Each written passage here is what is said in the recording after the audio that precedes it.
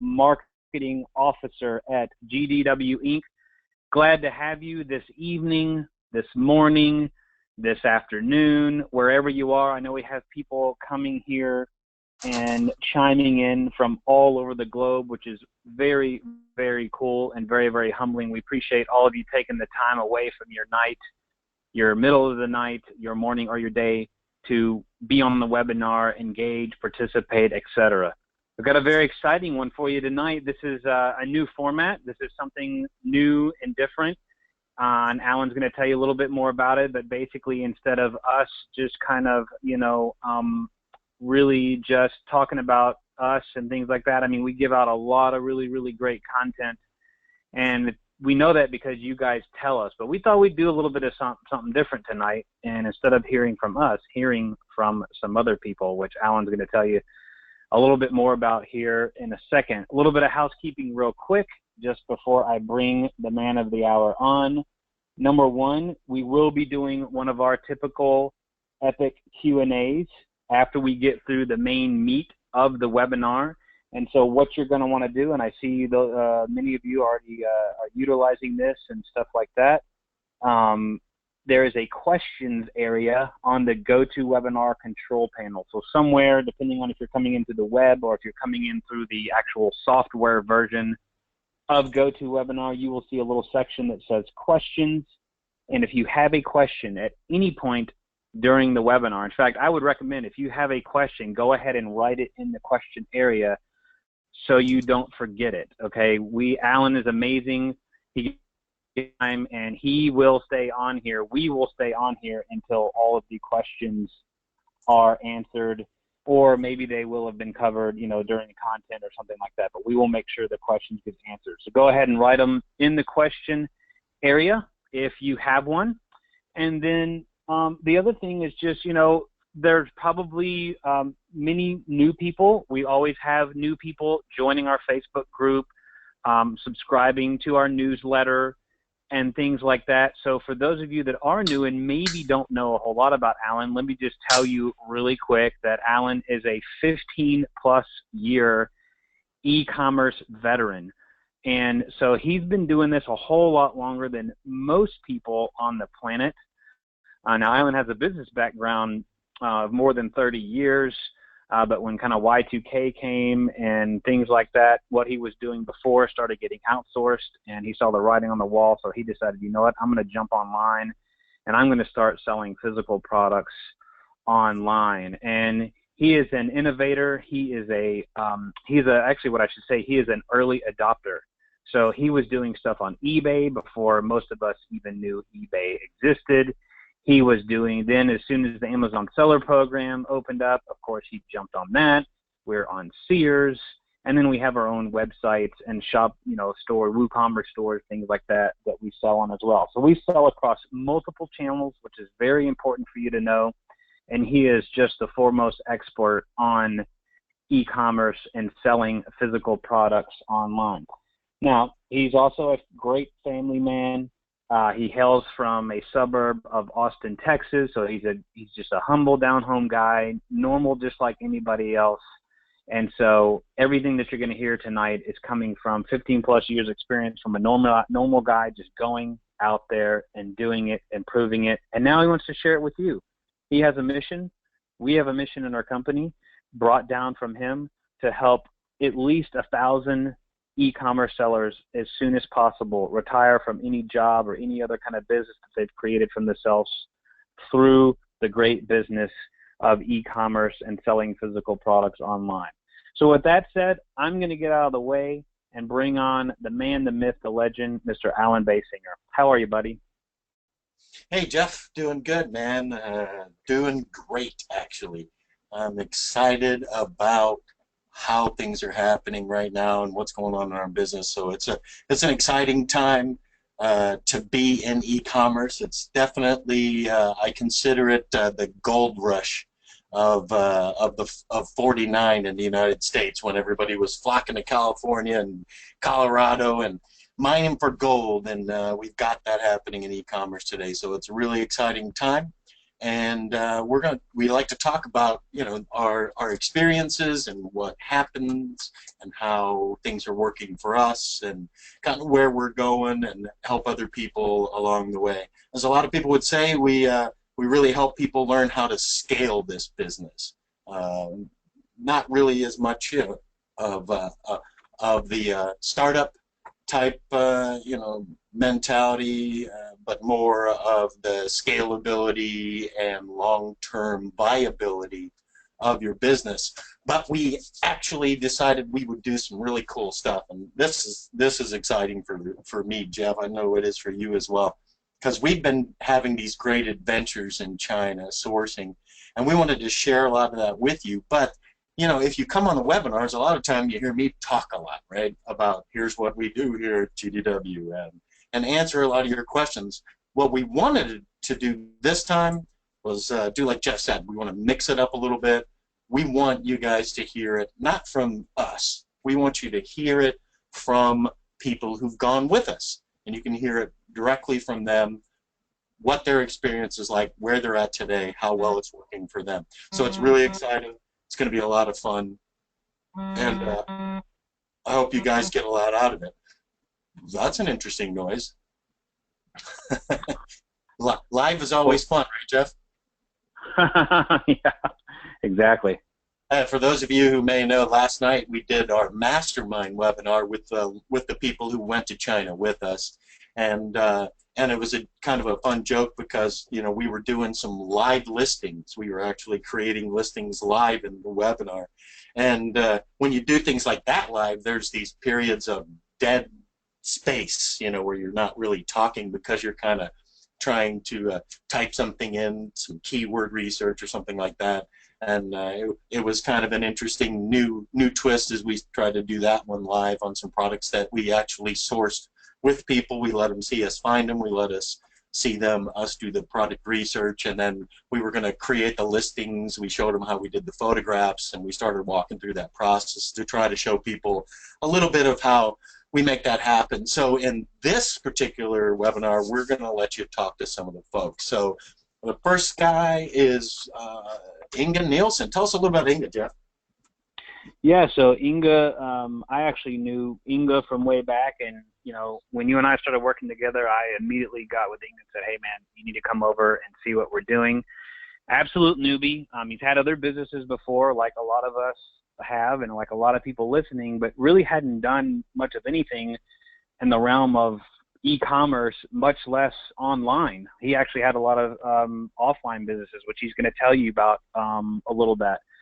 Currently, you know, and when he went on the trip and everything, still kind of, you know, still in a job, but on his way to retiring himself from the job. So the other interesting thing is he's from Norway. So I know sometime, you know, one of the things we talked about this week in the post and in the emails was myth busting. You know, some people think, well, I don't live in the U.S. or, you know, maybe North America, so how can I do Amazon and everything? Well, Inga is from Norway. He actually, you know, English is not even his first language, and he's starting to crush it. So let's go ahead and let's hear what Inga has to say about sourcing in China. Heidi. Hi guys, my name is Inge, and I'm 44 years old. I'm coming from Norway, and every day I go to work as a crane operator. That's my main job, and I also have a couple of home pages that I rent out in Norway that are doing pretty well. But first of all, I'm a crane operator for now. I just been, why I decided to go to China, it's just been, before this I was having a bar and a nightclub, and it didn't go so well, and I decided after 2 years to just let it go. And as it was, I had been coached. Jeff Wozek has been my business coach for some years before, and he sent me an email and he suggested that I took a look at this, and it was Alan and the China super sourcing trip.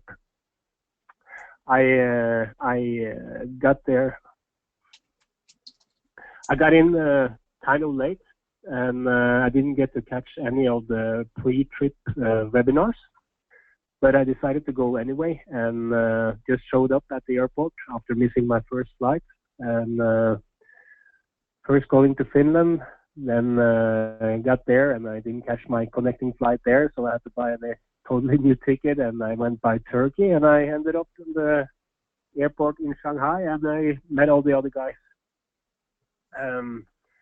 Before I went, I didn't know what to expect at all. I mean, I've been sourcing a little bit on Alibaba before. It's been cheap. It's been kind of like a drag because sometimes you get just crappy products, and I didn't really know what to expect at all. But once I got there, connected with the people already the first day, people were talking and helping each other with issues and whatnot.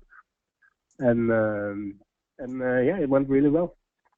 When we woke up and we went to the supermarket the first day, it was pretty mind-blowing, I must say. It's like 70,000 stores and suppliers under one roof, and everything is there. Everything you ever need is there in that market, and it's dead cheap. So I was doing it kind of like the wrong way, you could say. I was walking around. I think my translator, she had been counting steps, and one day she was on like 12,000 steps, and she was like, "Oh." I said, "Going up." And then one day Alan just decided to show us how to do it, and we just went into a shop, and then you can just stay in a shop for the whole day and find hidden gems, you can call it, but it's a lot. My biggest takeaway from the trip, I think it was the whole experience and the learning we got from Alan. Everything was great. It was like great food. It was great atmosphere. All the people in the trip was really, really superb.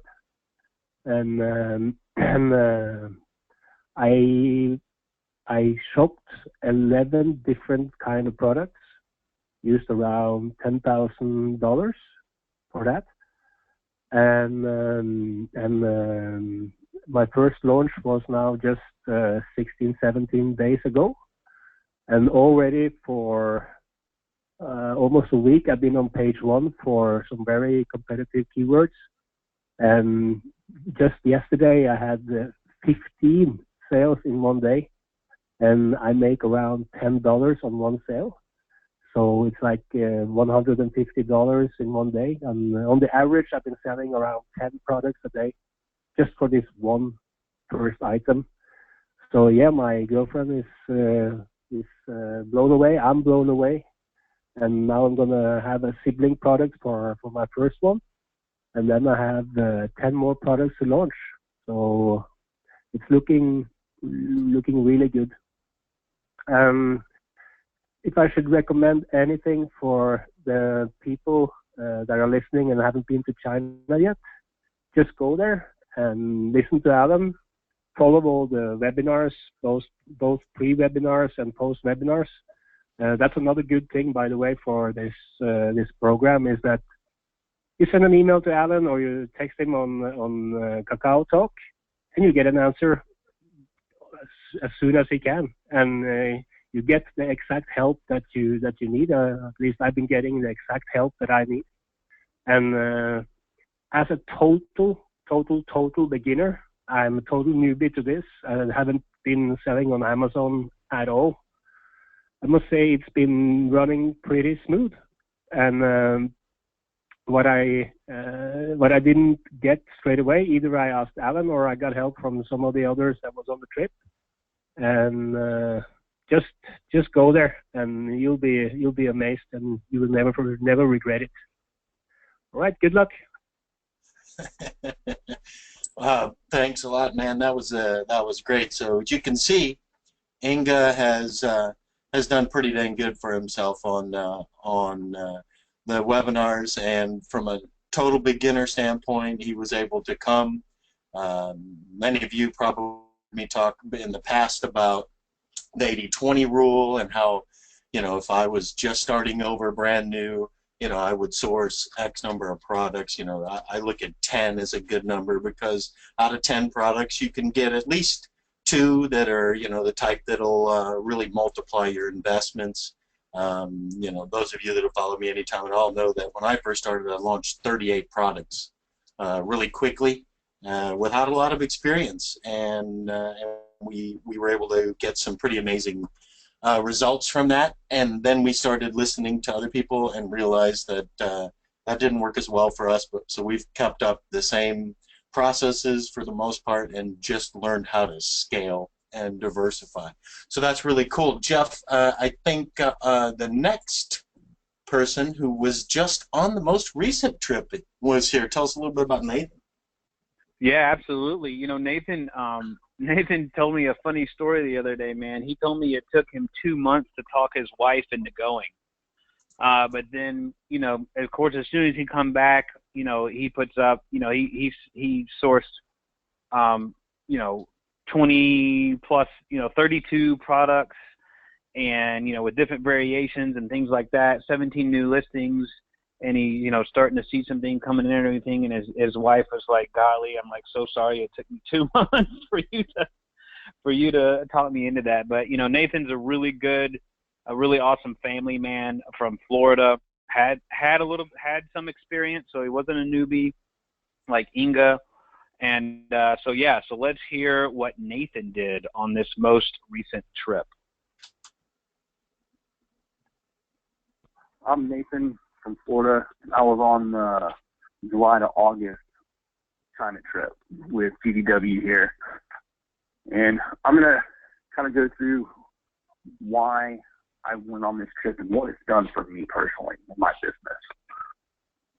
So I launched my private label back in February, going from no knowledge, no anything, and just kind of started building from there.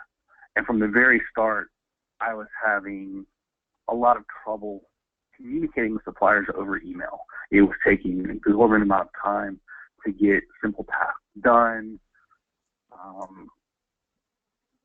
And it was just taking way too long. And a lot of disconnects were happening through translation error or cultural from the Chinese, just wanting to please but not really getting what you wanted.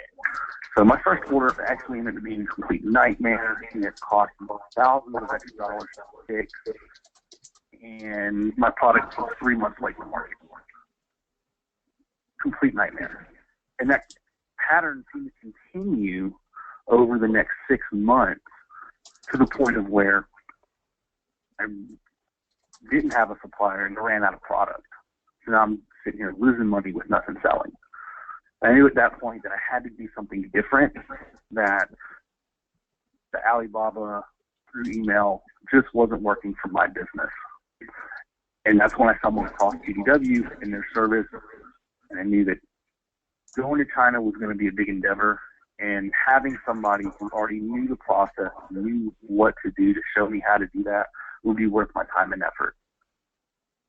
So that was my why for going on the trip. I wanted to maximize my time and effort and my money for my business. I chose GDW because Alan actually talked about what it really takes to do this business. He was interested in helping build businesses and not just trying to sell a dream or on a bootstrap like a lot of the Facebook coaches are doing recently here. So that's why I made my decision to go with GDW, and how I got to going to China, which actually started as a joke between me and my wife. I just looked at her one day and was like, hey, what do you think about me going to China? And, it was a 2-month decision of just kind of poking that bear with my wife. I think I really want to go to China. And, we ended up doing it. So my expectations for this trip were networking. I have found that in this business, networking is just integral. It's a huge part of this business. You can't do it alone.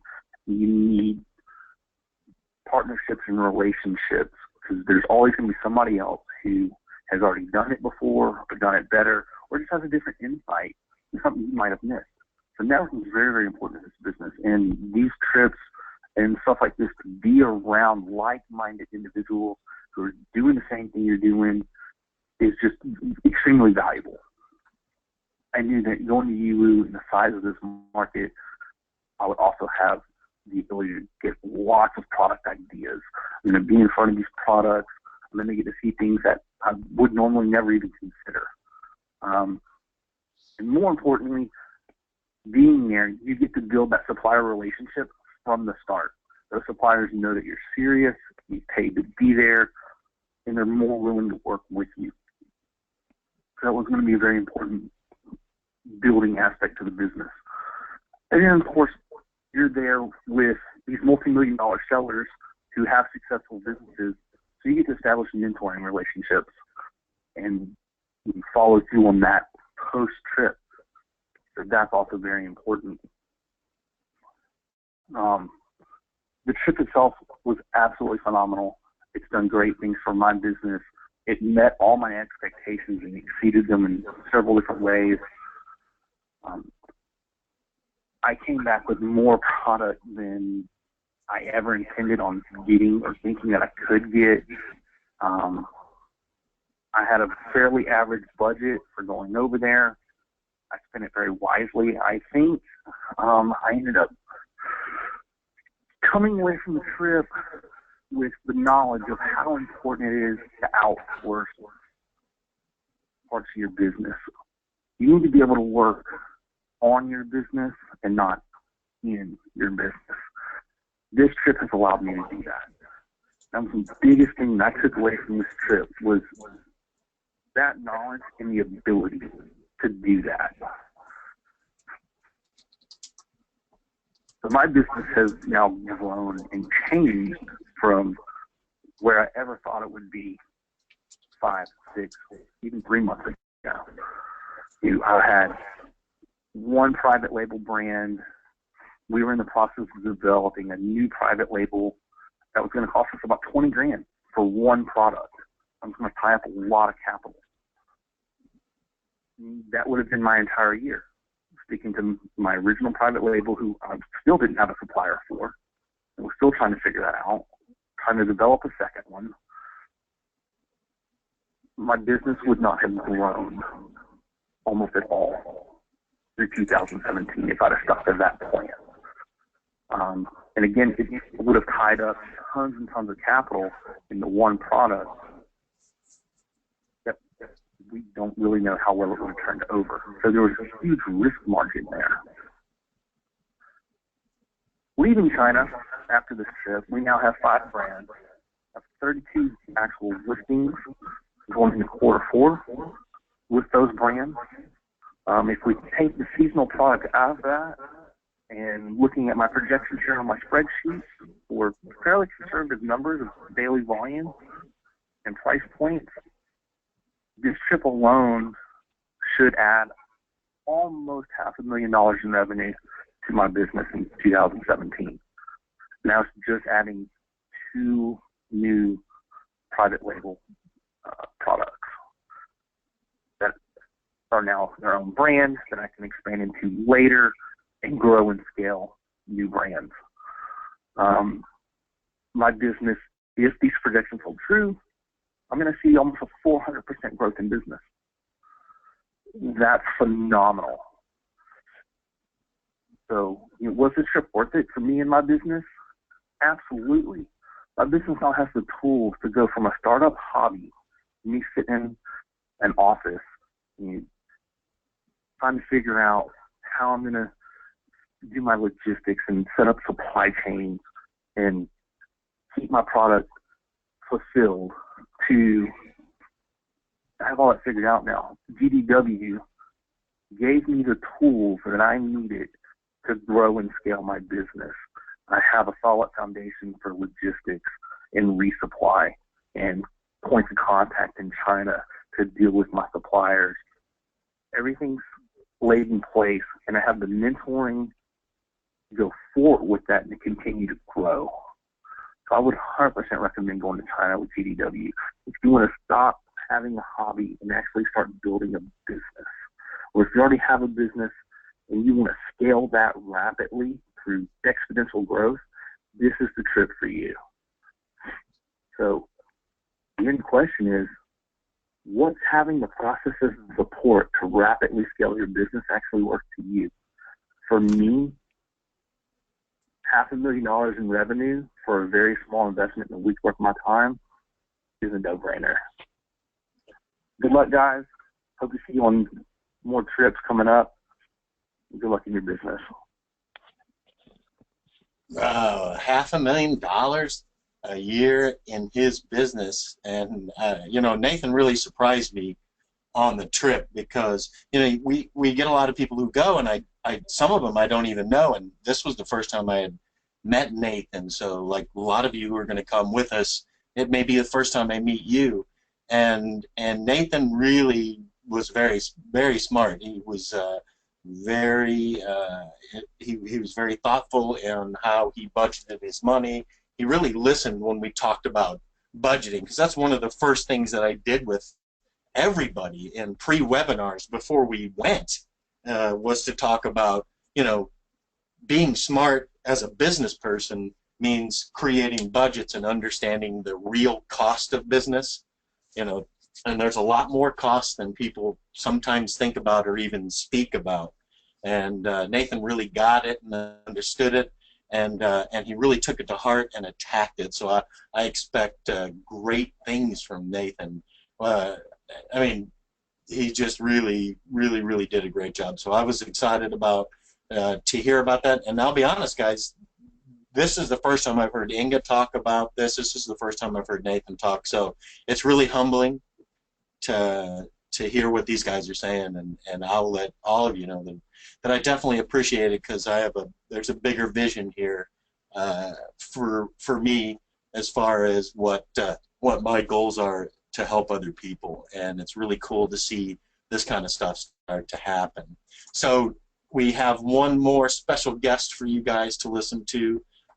This is a good friend, great guy. We became fast friends when he came, and he's also building a monster of a business. Adam is one of those guys who just has attacked it in a very intelligent way. He's a very smart guy, and it'll be great, because I haven't heard his testimonial on the trip either. So this will be exciting. Tell us a little bit more about Adam, Jeff. Yeah, absolutely. Well, Adam Adam and his wife, they're kind of digital nomads. So by working with us showing him better, bigger, better, faster ways to source. Of course, he's one of our, clients on the GDW services, prep and things like that side. They pretty much have a 100% lifestyle business, so they can pretty much live anywhere because of, what he's been able to do through working with us and things like that. But he also is Pitbull's doppelganger, which he will tell you, and it's pretty funny. But just like Nathan and Inga, just really great person. I mean, we attract really awesome people, and I have to give kudos to my great friend and partner, Alan, for that as well, you buddy, because we as a company, we just attract really cool people. So let's let Adam tell you how the trip went for him. Hey, hello, everybody. My name is Adam Willis. I am giving you a message here from Amsterdam, my home office, where my wife and I live and have lived comfortably for about 2 years, just enjoying the European lifestyle and traveling and trying to live the dream anyway. Just a bit of background about us. We started our Amazon business about a year and a half ago or so, a little over a year, and started based here in Amsterdam. And really we're looking for a way to create a business that allowed us to live the kind of lifestyle that we wanted to live, to travel, to experience the world, and also to make great money while doing it.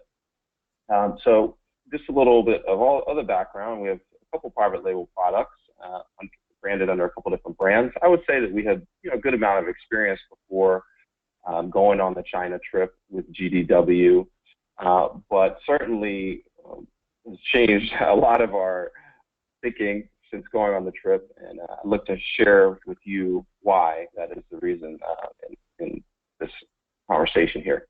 So we had a really good year, I guess year and a half, selling on Amazon when we got started. We were doing the typical thing of going online, searching on Alibaba, doing all our research with Share-A-Thon, doing research with Jungle Scout, and spending a lot of time online, going back and forth with suppliers, communicating.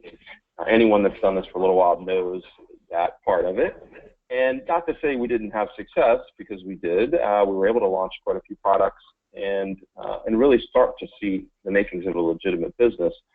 But we kept getting bogged down with the time it took to launch products, to go back and forth on quality, and just everything from the language barrier with Chinese or Taiwanese suppliers made it just a very slow process. You could get what you wanted, but it just took a lot of time and energy to get there. And when we started to work with GDW, again, from the very beginning, we were looking for a company to help us build this kind of location-independent business. And so we were working with them to initially just kind of inspect products as they were coming in from China and moving products into Amazon FBA. But we found that their expertise and knowledge really helped us do a lot of unique things. And now we use them for almost everything to enable us to continue this business, grow it, and also, again, live the kind of life we wanted to, where, for example, just last week we're in Mallorca on a holiday for my wife's 30th birthday and making money while we're sitting on the beach. It's not bad. Anyway, so Alan and I had spoken quite a bit, and GDW, and again, they've done services for us for our existing products. When we started to talk and hear about what GDW was doing in China, in Yiwu, and in fact, at the time with Alan, we started to get a little bit of feedback about the similar problem of time it takes to launch a product, challenges around doing that, and really, how the best way to not only expedite that process, but, in order to scale your business, you have to find ways to be more efficient. And actually, GDW or Alan put out a video called Sourcing with the Big Boys. I think that's what it was called. And I actually was about to get ready to go on a flight, and was listening to this podcast, or, well, actually, I don't think it was a podcast at the time, but just a webinar that you did, and thinking, I should be on a flight to China right now, because it just made so much sense to kind of aggregate your efforts and do it all in a place where you can see the products right there, meet the suppliers, have a translator, do all of the things that you would do on Alibaba that take a month, you do it within a couple of days. And I think the biggest thing for me, even beyond that, was the support that they were offering, not only during, but also after the trip. So it's so daunting to kind of think of going to China. Okay, I'm going to buy products. I don't speak the language. Well, GDW helps you with the translator. Not only that, they help you understand all the pitfalls around it, help you improve your packaging on your product, help you understand how to research products, how to drill it down, because you're just going to be overwhelmed by the sheer size of it, of the EU market. But just the fact that they offered all this stuff on the back end was a huge differentiator, and was enough to make us really feel like we can be comfortable doing this, and I think we're going to get a lot of value out of it. Plus, it sounded like an adventure, and so I'm always down for that. So that's what kind of convinced us initially to go on the China trip. I think in our eyes there was some expectations, definitely. Like we wanted this to be a successful, obviously, and profitable endeavor, but it also should be a learning experience and enable us to improve our business somehow. And I think that was a big expectation that we had. We had some solid goals. I think we wanted to source at least 10 to 15 products and to stay within our budget that we allocated to do that. And we wanted to connect with suppliers in China. We wanted to try to just test a ton of different products and see what stuck. And I think, this is one of the things that we've based our business on is, the idea of numbers. You want to launch, test, tweak, nix the products that aren't good, and grow the ones or expand on the ones that are successful. And again, skipping the whole Alibaba process, which just takes forever. The obvious expectation was that if you go to China, you can launch a ton more products at a lower cost, lower MOQs, and test, tweak, and then just keep doing that. That was our expectation, and of course, we also wanted it to be a learning experience where we could, take this knowledge and use it to grow our business, to try to find new product niches that would be interesting, or just different brands that we could build out. The biggest takeaway from the trip definitely was that the market was just massive. I mean, I don't think you can fathom the scale until you're sitting in front of one of the many entrances and going, this is like 1/5 of the whole thing, and it's massive. Well, it was really interesting, but I think probably the biggest takeaway is just that if you're ready for it and you have good guidance and the support around going on a trip like this, that it's definitely highly recommended, and it's a really good, efficient product finding strategy. I think the return on investment is insanely high. Even if you're looking at the cost of the trip, my theory was if we wanted to launch 15 products, if even one is successful, you're going to easily make that money back in a month or two or whatever of good sales. So that wasn't too daunting. But I think the biggest takeaway definitely was that is just that you can totally bypass this long other process and do it in a way where you have experienced people that will help you and guide you every step of the way. Not only that, once the products start coming in too, sending an email like, hey, this packaging looks pretty good, but we recommend this. We can print a label for you. We can do some very interesting things quickly and efficiently, so that, there's a low initial cost to it, and you can really test and see what works and go with it there. So I would say that GDW provides a really comprehensive service with an immense background support that we, definitely above and beyond exceeded our expectations, and have opened our eyes to really the new way which we want to do business. We're thinking, for the future, definitely changed how we look at Amazon and approaching sourcing. And I think what we've been able to do is effectively launch already a few of the products which we purchased on the trip. We're in the process of rolling out the rest. And I mean, even immediately, we saw some products that just took off. And we're already making reorders on those, tweaking them, improving the packaging. And a lot of this is, with input of GDW. And so I think that's just a huge help in this whole process, because I don't see how anyone could really do it unless you were really, really ambitious and without with knowing that you're going to make mistakes along the way. I don't see how someone could do it as quickly or as easily without GDW and what they're able to provide on this trip. So from our perspective, it's already showing its dividends to us. We found already a couple of really great products that are going to be very profitable for us. And, I always say I'd like to quantify things. I want people to quantify things to me, because you can say, we made a lot. That doesn't mean anything. And I can just say, this is just with several of the products that we've launched, and not even, all of them, that already we're going to add another 100,000 or more profit for the company just by this first trip within a year. And I think that's just being conservative. So like I said, when we launch these other products too, I'm expecting it to be hopefully even double that, which would really be fantastic. So I would say, it changed our view in the sense that now we're trying to manage the growth. So how are we going to manage all this growth?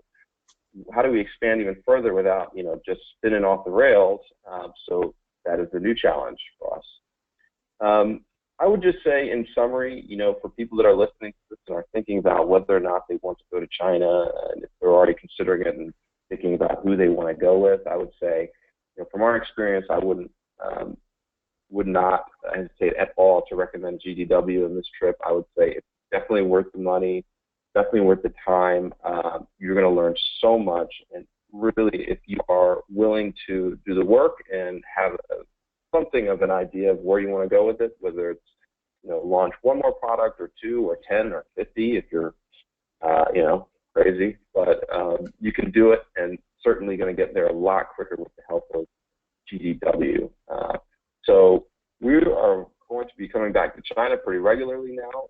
Again, this has opened our eyes to a totally new way of doing business and sourcing, and it's become an integral part of our strategy immediately in the next couple of years. I think you'll see us there quite a bit. So anyway, that's my story, and wish you the best of luck with your business. Hope to see you in China. Man, you know what? That's exciting to hear. And Adam really was a great and is a great student of the process. And he's a detail-oriented gentleman, as you can tell by the way he dresses. He really does. He does like the numbers, and we talk a lot about the numbers and scalability and what it takes to make that happen. And I think that's kind of the differentiator maybe between us and other groups that may be going to China is that you can go to China with anyone, and that's your choice, and that's fine. But think about the long-term play of your business, the long-term goals, and somebody can take you there and introduce you to a translator, but are they actually going to take you through the market and show you exactly how to find products? Are they going to teach you methods of customizing on the fly and in the store with the vendors? Are they going to show you how to find those diamonds in the rough? Because I'll tell you what, most people, and I've gone enough times to see it, most people go and they try to see all 70,000 stores in the first day, and they come back and their legs and feet hurt, and they haven't found anything because they're going too fast. So we teach them how to slow down. We teach them how to take their time, and we show them how to do it. I mean, I know in the last trip, most of the trip, I took people to the market in groups and found products and have no problems not only finding them, but then coming back and showing you how to recognize whether they are a good product, whether the market research or the market data says they're good.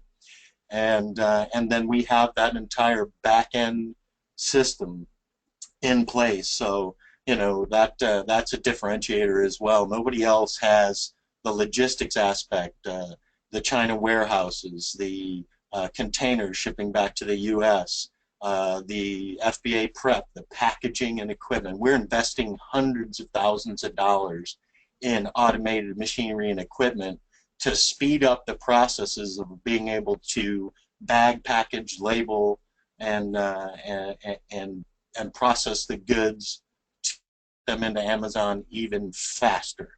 It has been an amazing experience with most of these people going to China and being able to do that. So here you are. You met a few of our guys, met a few of the people who've gone with us.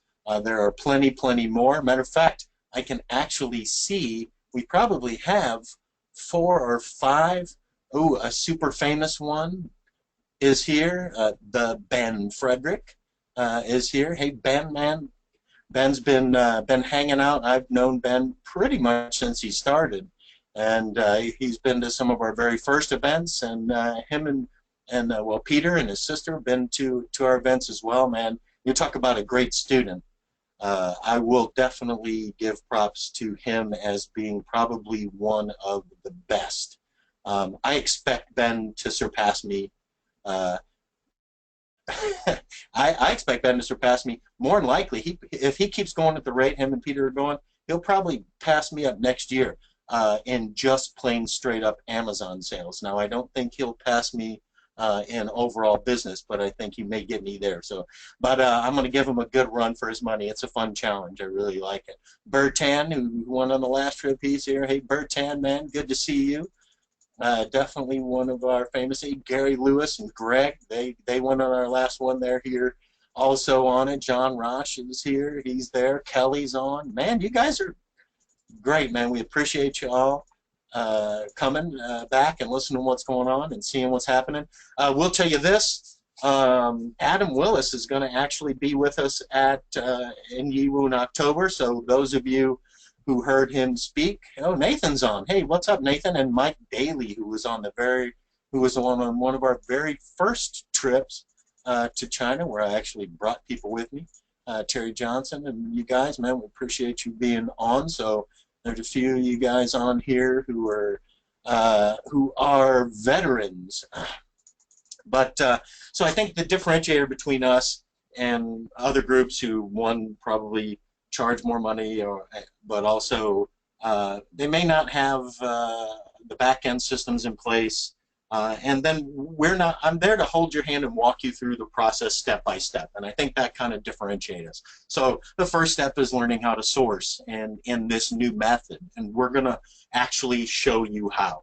We're not just going to say, here's your sourcing agent, here's your translator, see you later, and then move on. We're going to actually show you how, physically take you out there, show you how to do this so that you feel comfortable. And I'll do it as many times as we need to within that period of time until you feel comfortable. And you can even ask some of the other people who've gone with us if I'll do that or not. I definitely will, because if you can't learn step one, then it's really hard to move to step 2, step 3, step 4, 5, 6, and so on. And then as last night and the last 3 weeks have proven, and we will do this on every trip, we do a weekly mastermind call where we go step by step through the processes of creating your listings, doing your photographs, searching for your keywords, being able to create the listing, prepping your products. We'll talk a lot about what it takes to prep it, how to save money on prepping.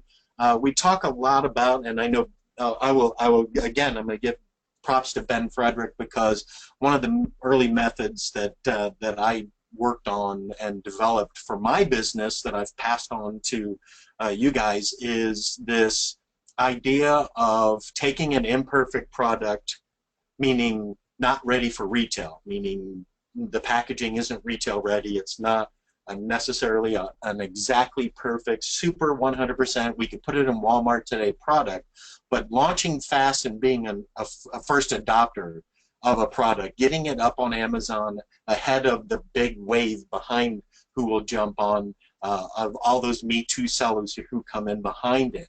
And if we can find and source products that may have a low competition but have a good market share, launch those before everybody else, and maybe not exactly ready for retail method, something I call the poor man's private label, and get it out there and get it selling, prove the product and ensure that it's good and the customers like it, and then improve it in every iteration. Basically, okay, I've started selling this product, I've got 300, 500 units I bought while I was there. We launched the product, it's starting to sell, I'm selling 10, 15, 20 units a day. I'm going to run out of stock in 30 days. I need to reorder, so I'm going to reorder, and I'm going to improve the packaging this time. So now we're going to have a better packaging, and I'm going to reduce my FBA prep costs at the same time.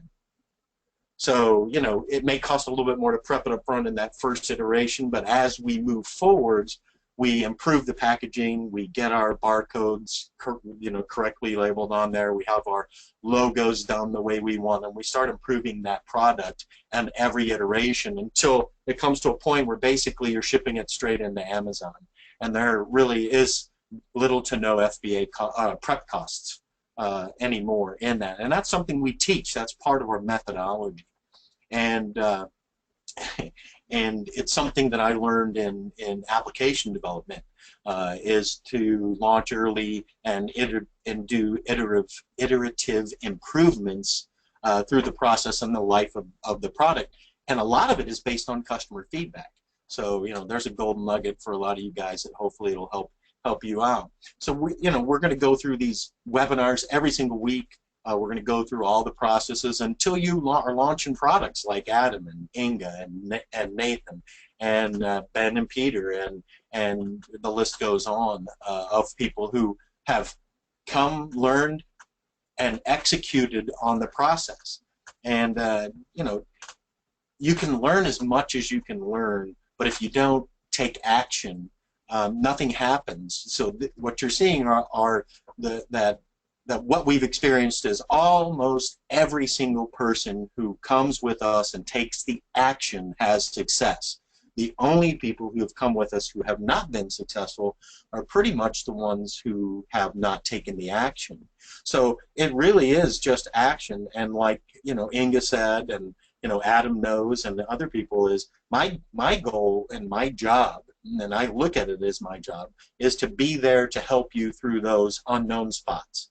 You know, when you run into this this spot that you've never been before, and say, hey, you know, here's what's happening to me, you know, can you help? And if I've had experience in it, if it's something that I've seen either through my own experience in building my e-commerce business into the multi-million-dollar business, and my goal is to be $1 million a month by mid next year.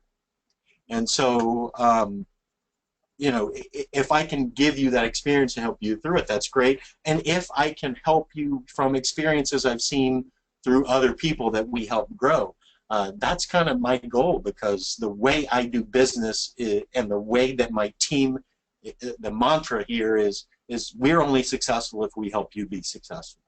And I will definitely do my best to do that. But the old saying is always there, right? You can lead a horse to water, but you can't make him drink. So you can find out more information about the trip at the website, gdwinc.com/China. And there'll definitely be some information there, but I'm going to kind of go over all that are included in the trip. The actual trip itself includes pretty much everything except your plane fare. So all your hotel accommodations while you're there for the length of the trip, the masterminds that we will do while we're there every day, the weekly masterminds after the event, all the meals, breakfast, lunch, and dinner, plus group transportation and group activities, because, you know, we're going to work really, really hard, but we will take some opportunities to go out and experience China a little bit, go to some interesting places, go eat interesting food, and meet interesting people. The market tours, pretty much on a daily basis, I'll be in the market. I've done this enough times that people who've gone will tell you, I'm going to go and source with you pretty much every single day that I can, except for during my normal office hours, and help you guys learn how to do this and learn how to source. And I'm going to be doing it. I'm going to be teaching you by actually doing it. So I'm going to source products and show you how I go through that process. And I'm going to show you how I go through the process of choosing those products. I'm going to show you how I go through the process of creating unique bundles. I think one of the biggest challenges we have in Amazon today, especially if you're sourcing from the limited number of products that are in Alibaba, is that there are a lot of people right behind you sourcing exactly the same product. And so there, you know, how many, just go on Amazon right now if you've got a computer in front of you and type silicone barbecue glove up and look at how many people are selling silicone barbecue gloves. Do you want to go and source and sell into a market that has 30,000 other sellers selling the exact same product with just a different logo on it? You know, I don't. That's I don't mind aggressive or competitive markets if the market is big enough and the piece of the pie that I can carve out of it is profitable. But I don't want to jump into a market that is oversaturated where people have to give away product just to get the inventory out of Amazon or pay for the fees that they have. So, you know, those are the things that we're going to review and go over that you're going to learn while we're at the event, but also after the event. You get, everybody gets office hours, private office hour time with me and or one of my team members, and that is to help you while you're sourcing be able to answer questions, because my experience is that you're going to go, you're going to find some products, you're going to do some of the research based on how we show you how to do that, and you're going to wonder, hey, am I really making a good decision? And then what the office hours allows you to do is bring that information to me, basically, or one of the team guys, one of the guys on the team, and be able to say, here's the product I'm looking at, and here's what the information, the way I see it, looks from the keywords to the market size to the potential sales volume to how much you need to order in order to enter the market to launch strategies, things of that type. You'll be able to ask those questions, and it helps you make that decision on whether or not you're going to buy that product. And it's something that I do, and I try to do it and give you private time so that we're not like trying to do this as a big group, because the goal isn't for all of us to source exactly the same product. That's not the goal at all. We do have some help in your travel, so we can recommend people that can help you with your visas. We definitely help you with your hotel rooms. We get a killer discount on blocks of rooms. I mean, literally, we get a killer discount. There are a few hotels that are available, but we've chosen to partner with a hotel that's at the market in the actual parking lot of District 2 because it is so close. You don't have to take a cab. You don't have to worry about it, and the pricing that they've given us is extremely good. So, and they've had great food. They have a lot of standard food, things that people who may be a little bit hesitant to try new things can also enjoy themselves there as well. Like it says here, the pre and post trip webinars are also part of this. We'll do a pre-trip webinar that talks about what you need, what I recommend, and what many of us have found by going multiple times works well. Things that we have challenges with, applications you may need to get installed before you leave, challenges with cell phones. We're going to go over a lot of that stuff. I will say this: bring your comfy shoes. Definitely bring your comfy shoes. Lots and lots of walking. And all of that is pretty much included in the trip. Unlike some groups who charge $7,500 for a 3-day trip, don't include your hotel, don't include your food, and don't walk you through the market or help you do anything else. That's not what we do at GDW. I don't make my money doing trips. That's not how we make money here. We do the trips to help you. So we pretty much do them for the cost it takes for us to put on the trip, plan the trip, the hotels, and everything else. The way we make money, honestly, is the logistics aspect. If you know GDW, you know that we're a third-party logistics company. That's part of the company. We're an e-commerce business. We're a third-party logistics company, and we're an FBA prep company. We help people source, create products, launch products, and handle shipping, importing, things of that type. So we try to kind of pride ourselves as a very fast-growing end-to-end sourcing and logistics company. So that's where we make our money. So if we help you source, if we help you grow your company, that's when we're going to make money. So unlike information brokers who just want to sell you information, that's not the goal for this company, and it never has been, and it won't be as long as I'm here. Because I can just go make, I can take the money from my e-commerce business and go off on myself and fly my airplane around and have a great time if that was my goal. So anyway, we can open it up for Q&A. Mr. Jeff, is there anything you want to add to it, buddy? No, I mean, just, another, you covered it. That last little bit there after the last deal there with Adam was great. I think people, in fact, are getting a lot of comments about not knowing certain things. A couple of people saying, wow, great, another, awesome webinar with incredible information again. So frankly, I don't want to sit here and monologue or ramble and try to add anything else. You did a phenomenal job. The only thing I would say is just, especially because I know a couple of them are on, it's just another shout out, quick shout out to Adam, Nathan, and Inga for taking the time away from their business and things like that to spend time, sharing their experience and stuff like that. Because, and the reason why I want to say that too is because I know it'll help a lot of people. I know that on the last trip alone, and even on a couple of people on this upcoming trip, and as you know this, Alan, there were a handful or so people that heard a testimonial or a case study by someone else that was on the trip, and that's why they went. Because, it's like, well, if, that guy from Guatemala that, sold his car, to go on the trip, and then immediately came home and implemented one thing that you said, Alan, during one of the masterminds on the trip, and took him from like being like, ranked number 10,000 or more, all, way up into the low, low thousands or even high 100s, and just started making way more sales. I mean, it's just worth it. So anybody, feels like they can do it. Yeah. So like, as far as questions, I mean, on Andrea, she's going on the trip. So kudos, Andrea, looking forward to seeing you in October. And she is asking, and I know there's a couple of people asking about this, is as far as like budget. What do we typically see as an average spending budget for products for, when they're sourcing on the trip? Yeah, actually, great question.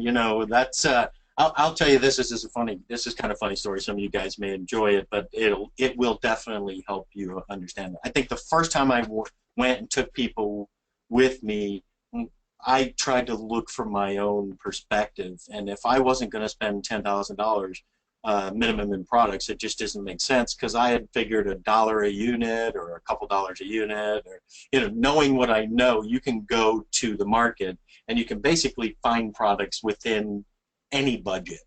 And so I was telling people, 10 grand, 10 grand. But what I've learned since, because we've gone enough to know the market a lot better, is that really it's not about trying to find products and then fit a budget around it.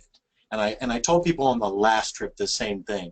I don't want anybody to go and put themselves in a bad position. Business costs more than just the products, the purchase of the products. Business has insurance. Business has marketing costs. I mean, like Amazon pay-per-click, there's a great example, PPC, right? Giveaways, promos, discounts, things like that. There are costs in doing business. Packaging, just to name a fit, GDW makes money on packaging. You got shipping costs that make it happen. So, I tell people to look at what their real budget is, and only you know this. I don't know what it is. And if that budget is $10,000, then that's great. You have a $10,000 budget, and then I suggest cutting it in half. And this is just kind of a rule of thumb that I've used for myself that has worked fairly well. If I've got a $25,000 budget total for this trip, I'm going to spend about 12 and a half, maybe 15 on product. The rest is shipping, duty and taxes, packaging, prepping, and a little bit of fudge money just to cover if I find that special product that I just, for some reason I feel like it's the next, 20x multiplier of my investment. And so, if you have a budget of $5,000 for your business, for your business as a whole, to be able to do this after you pay for all your trip and everything else, if you're what's left is $5,000, you cut that in half, you get about $2,500 to spend on product. The really cool thing is we had, I never forget, we had a gentleman on my very first trip who was really kind of gun-shy. He had been with another group who basically just kind of said, okay, you're here, here's your translator, see you later. And he really didn't get a lot out of it. He had spent a lot of his capital, and he only had like $3,000 to spend, and that was it. And he was really scared to pull the trigger and make something happen. And so I took him to the side, and I told him, I said, we can find products that fit your budget. Let's not try to fit your budget around a product. And if you maybe hopefully you get that, but the thing is if you only have a few $1,000 and that means you got like $1,500 for products, what we want to try to do is launch 10 products. See, to me it's the 80-20 rule, right? If I launch 10 products, 2 of them are going to 20x my number. I'm going to make all of my investment and a lot more profit on those products. A few of those products are going to be kind of duds. I'm going to liquidate out of those quickly and regain my capital to reinvest. And 4 or 5 of those are going to chug along and be the type of product that makes me a little profit, but it doesn't move as fast. It's not that 20x multiplier. It's just a nice product that's profitable. And if I find something that's a bigger multiplier, I may get out of it later.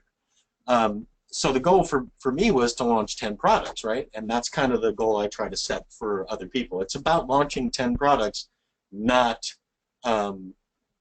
spending $50,000. But your budget is your budget. If you have $50,000, we can find products that fit in that budget and that may have less competition. Or we can find products that I think we found him 2,400 units at 12.5 cents a piece, and he bought 9 different products at that 12.5 cents a piece.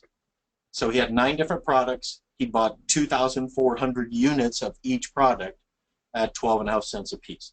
So we were able to find him a product that fit within his budget, that he felt comfortable with, that was the type of product that he could sell, and the ROI is insane.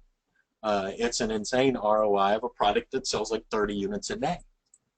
You know, if you pay 12.5 cents and it costs you about $1 to get it all the way in and get it prepped and packaged and labeled or whatever to get it in Amazon, you end up with $1.12 in it to get it in, and you're selling it for $15.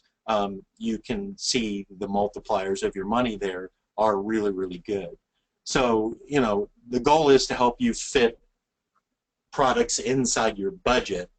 And then as your budget gets bigger, like mine, then you start looking at more expensive products. I'll tell you this, I still like to source products that, I mean, I tell the story about a product I got a couple of trips ago that surprised me. They were 30 cents a unit. I bought 1,000 of 4 different styles, bundled them together in a 4-pack, one of each of the different styles, ended up with $1.20 in it, paid for the box and the packing material and the labels and all that to be able to have a nice box to ship it in and do that, and ended up with $3 a unit into it by the time I got it all the way into Amazon.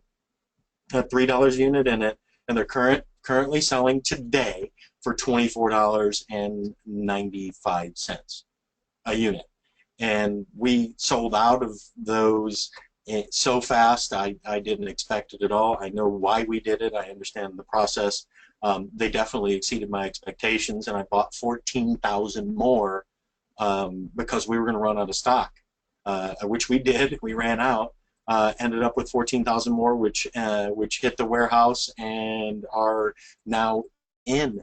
And then because that product is so good in that category, on the last trip, I spent $24,000 just expanding that product line because it has been so good. So, you know, a 30-cent product bundled correctly with great photographs and the right kind of listing and a good process can make you a whole lot of money.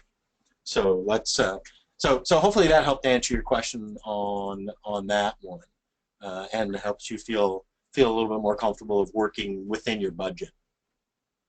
I think it did. And yeah, I want to point out something, man, that you just said that I want to make sure everybody really got. The people that shared kind of, you know, I mean, they did a great job, and they kind of mentioned this a little bit, but you just said something that is just so key, and I think that is very much a differentiator and things like that. It's the process. Again, we don't just take you to China and just kind of sit in a room with you and say, okay, great, here's kind of what we do, good luck, here's your translator, go on the market, and you get like a day in the market and you pay for everything and, you know, see you later. It's the whole entire process. It's creating bundles like you were talking about that maybe people wouldn't think of. It's understanding how to negotiate with the manufacturers and things like that. It's the whole entire process. And as you know, Alan, this thing is all about the process. And it's like, you know, I liken it to, you know, you and I talk about a lot. We both like football, American football, and it's a lot like that. If one guy on the offensive line doesn't do his job, you know, the quarterback gets sacked. They all have to follow a process. They all have to follow the offensive system. And that's just like what this is. And there's so many people that are not teaching a good, solid system and process like what you do. And I just want to make sure that people understand we're not just going to China and saying, here's the market, good luck, and then, you know, eating some dinner and partying. You're going to learn how to build a huge business and all the processes and systems and everything that go with it. So I just wanted to point that out, man, because I heard you kind of, you know, really key in on that at the end as you were, you know, answering a question, and just wanted to make sure everybody really heard and got what you said. Definitely. Thanks, Jeff. I mean, you've told it to me before, you know, sometimes I've been doing this so long that sometimes I take a lot of that stuff for granted. Also, I would like to add that just because we're going and we are going to be doing serious business and we are going to be working hard in China does not mean we will not be having fun. If I can't, it really is not worth my time if I'm not having fun while I'm doing it. But I do take business very seriously. China for me is kind of a vacation. It is a lot of fun. I enjoy the Chinese people. I enjoy the food. And I enjoy the market, and I really like working with people. I enjoy the one-on-one interaction. So we will do that. But as many of you who see the work that happens after I get back and see how we've had to grow our business to accommodate that, how we're scaling because of you guys, you know that when it comes to work and it's all business, it's definitely it's time to put our game face on and go to work. You know. Like Bill Belichick says, we all got to do our job and not do all the others, and that's part of the process. So we will definitely make those things happen. So any other good questions? The price on the event, Jeff. I see. It looks like Mark Levine must have has asked that question. He wanted to kind of know what the price was. You know. Yeah, I mean, as you guys saw, you saw everything that's included. It's and then that's outlined too on the website. That's why we have the website on there, gdwinc.com/China, in case you forget. You know, and we went through the slides, you didn't get to write it down or whatever. That's the purpose of the site. But the trip's $5,500, and that includes all the stuff that you saw, and you know the results are just priceless. It's 6 days. It's not 3 days. Really, the only other thing you have to pay for, you know, Alan, as you know, is really the airfare, or like, you know, I guess if you're in the airport and you know want to buy a candy bar or a Starbucks or like something like that, you know, just little incidentals. We're not gonna, you know, cover for you, or souvenirs. You know, if you want to go to a lot of times what we'll do when we're there, and Alan can tell you more about this and show you when you're there. Like we go to something called the night market, which is like a consumer market where you can go buy things for your wife, your boyfriend, your kids, you know, whatever, for, you know, fairly inexpensive than what you would get it over wherever you are. And so those kind of things you're going to want to, you know, you would take care of yourself. But other than that, I mean, you know, if you just bought your plane ticket and that's all you did, you're covered. And it's like these guys said, you know, Alan, it's that $5,500, and I mean, one product, and it's like, you know, the $5,500 becomes, you know, fairly insignificant compared to the results that you can get just by implementing, you know, one or two things. I mean, as you know, like as he said, Alan, one product. Inga on this one product that he was specifically talking about. I know he's launched more since he did that. He's going to make his money back from the trip, you know, in a few weeks. Diego, which was the guy earlier I was talking about with the testimonial. You said something to him, man, at one of the masterminds, or you showed them something. This was a trip that I was not on. It's one of the previous trips that I was on, but you showed him one thing, and that one thing that he saw in a mastermind, not even doing something in the market, something that you said at the mastermind completely transformed the level of sales and BSRs and rankings for one of his products. That more than paid for the trip for him. Yeah, I think based on what he said, his numbers were for the preceding 30 days after he implemented that change, paid for the trip and all the product he bought. Yeah. Yeah, so exactly. It's kind of like we're kind of, you know, I wouldn't say famous, but we're basically the December you know, it's hard to say it was a planning or a mastermind event because it was more of a coaching event that we do in December. It's kind of maybe a coaching slash mastermind slash business planning. It has a lot to do with business planning, and this year we'll do it again. It's an annual thing, and so last year we had 20 people come to the event, the coaching and mastermind event, and more than half, I think we're at 18 now, out of the 20 people who came. Their businesses are pretty much $1 million a year plus businesses after the event, because it really is, you know, my goal to help you guys grow these businesses and be able to enjoy, you know, the lifestyle or the benefits of a successful business. And, you know, if you can get your business from $10,000 a month, maybe that's where you're at now, or $2,000 or $3,000 a month, and within the next 6 months have your business in the $100,000 a month range, you can make that happen. You know, I think you know, we have definitely, you know, some proof on to make that happen. And I don't want you to think I'm perfect, because I'm not. I'm just a human being, like everybody else. I have my faults. I'm not a perfect person. I tend to be very honest to a fault, and kind of tell it like I see it. So I don't candy coat a lot. I'm not going to pat you on the back and say you're doing really good if I think you're not, or if I see something that's a challenge. If I see something holding you back, and it looks, you know, that's what's happening, you know, I'm the kind of guy who's going to tell you, hey man, you know, you can do it, but you have to not be afraid, and you have to pull the trigger. You have to step out in faith and make it happen. And I might ask you if you want me to hold you accountable. You know, sometimes we just need an accountability partner. You, Jeff, you and I know that. We're each other's accountability partners in many ways.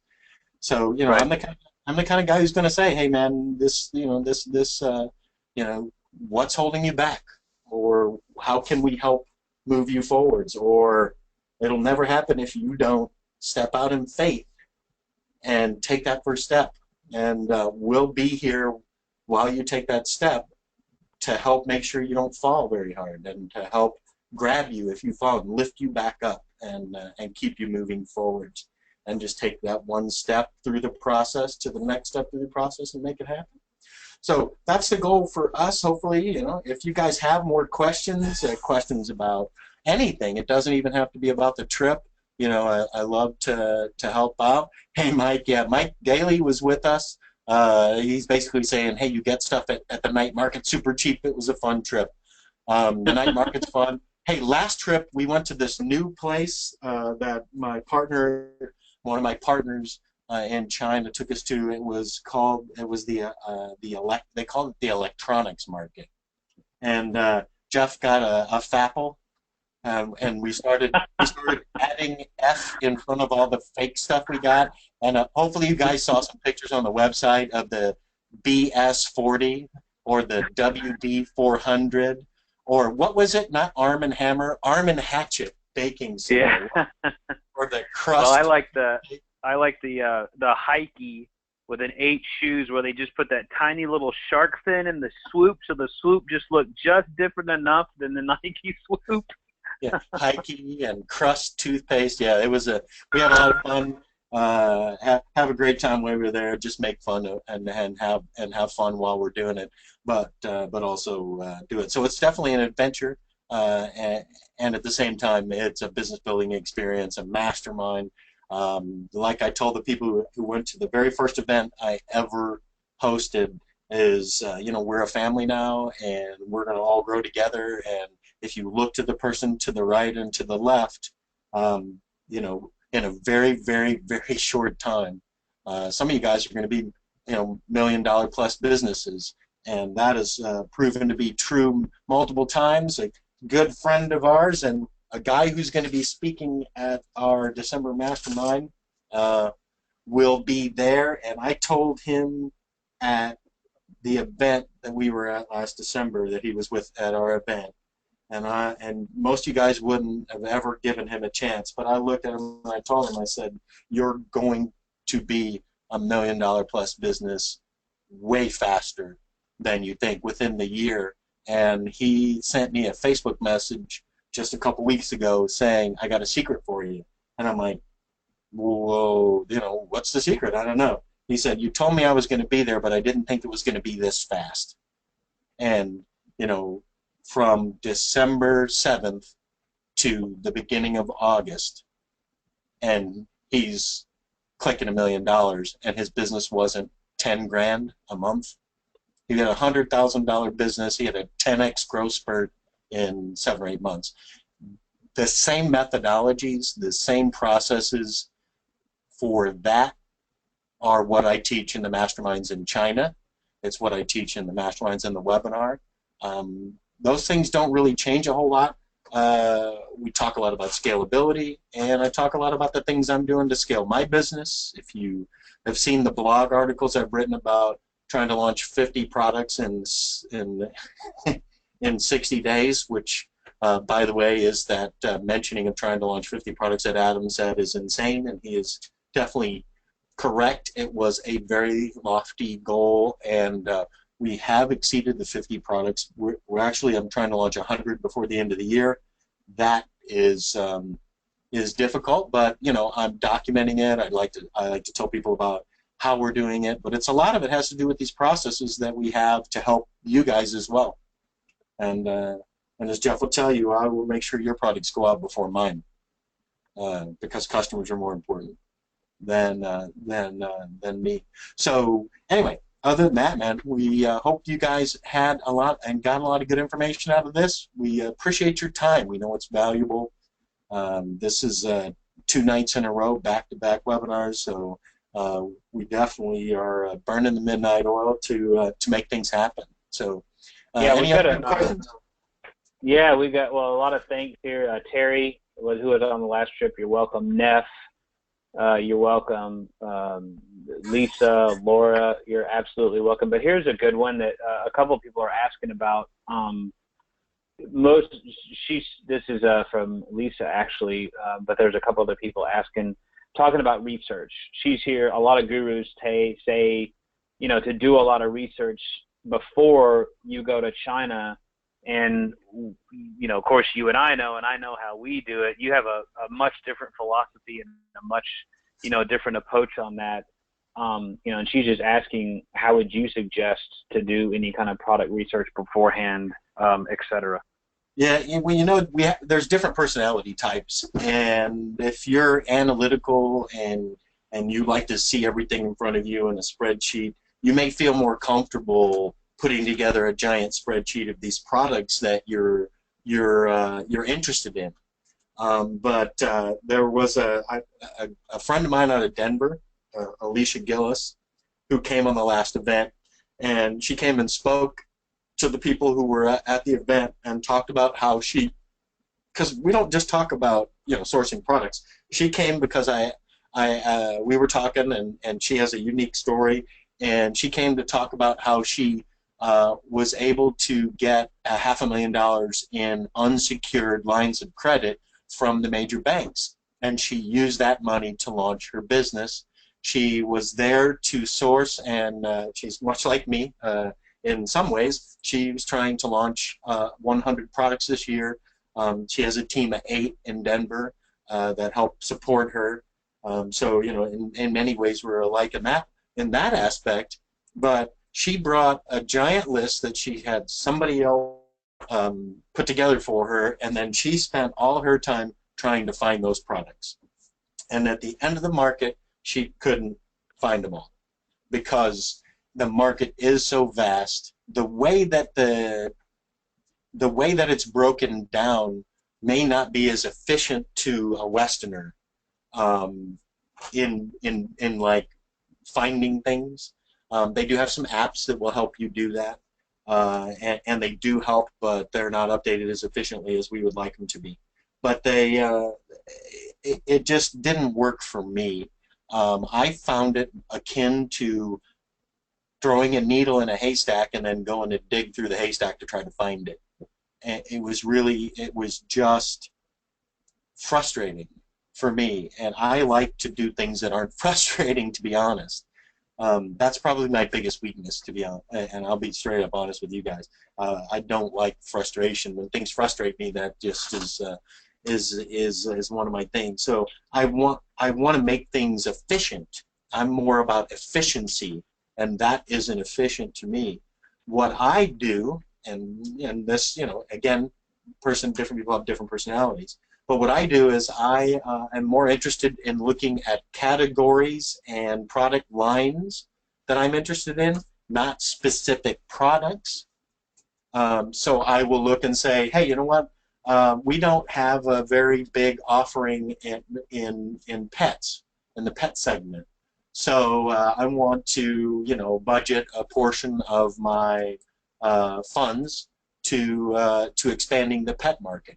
And so then what I'll do is when I go to China and I go to the market, I'll go into the pet section and I'll visit different shops and I'll look for new, unique, and different products. And I'll look for ideas on bundles or modifications, customizations, things that can take an okay product and make it better, things that can create bundles of products that are synergistic that I think will be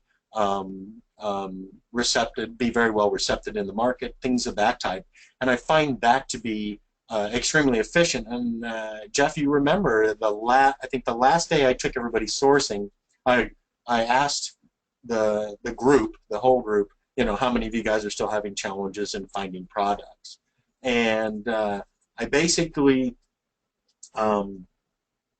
asked them where they wanted to go. So I took those people, we went into the market, and I asked them where they wanted to go. And we went to one section of the market, and I went into one store, and what I asked them was, what do you guys see here? And I let them tell me what they saw. And then I showed them what I saw. And I think once you see and understand, that helped the light bulb go off. I was able to look at and find 3 completely different product categories in one shop that sold basically the same type of product. It was a manufacturer of abrasives. And I was able to find 3 completely different products in 3 unique segments and able to do product research in the store and source over 20 products in one spot in probably about an hour. And yep. that's what I try to help people see, is that you can spend your whole time chasing down the needle in the haystack, or you can go into a segment that you may be interested in, find one store and find 20 products in that one area, launch multiple product lines in the same category, and create 3 whole niche brands. 3 entire niche brands with multiple products in each brand in one place. Unique bundling, creative thinking, really kind of stopping to smell the roses and see what's there, because there are diamonds in the rough. And that's one of the things I try to help you guys see whenever we're there. One of the things you always talk about, one of the things you always talk about, in fact, you were talking to me about this the other day, Alan, that falls in line with that, is someone trying to create a passion product or like a product that they're absolutely in love with versus, getting good, solid products and creating product lines and bundles that will sell and make money. And, talk a little bit about that, because you see people making that mistake all along, and they're like walking on the market looking for the purpley unicorn, polka dot thing that's really cool that they can really have a passion for. And you see that a lot. You see a lot of those self-help gurus and business guru people who write the books and do all that stuff. And I'll tell you, much like Gary Vaynerchuk, I read absolutely 0 of them. I really don't follow a whole bunch of people who are Facebook gurus. I don't follow or read a whole bunch of books put out by some of these people, and I don't listen to any podcasts from other people. I just don't do it. One, I don't have the time, and two, I find that a lot of times the information is not as good as I had hoped. But in a lot of those cases, they talk about find your passion product, the thing that you really like to do, or that you're really, really passionate about, and then just go after it. And I did that. You know, I've been in business for 30 years. I'm not a 20-something-year-old guy. I'm not. You know, I'm 51. My first business was at 19 years old. I made my first $1 million at 23. I had at the peak of one of my call centers, I had over 150 seats and about 200 employees. You know, I've raised money from venture capitalists in Silicon Valley. I've done a lot. I've launched multiple businesses. It's what I do. I love startups. I love new businesses. I don't like big, giant corporate businesses. So I really enjoy the small to medium-sized companies. And when they get to the point of bureaucracy, then it's not as exciting and fun for me. So, but I've done the whole niche, chasing niches. And what happened, and I'll give you a prime example, and I've talked about this before. I was in that whole essential oil business, so the little vial droppers of essential oils. I was sourcing the oils actually from companies in the U.S. Because I wanted to make sure that they fell within all the U.S. guidelines for, you know, FDA and all that, and eliminated a lot of those hassles. But I had a $1.5 million worth of that business on Amazon.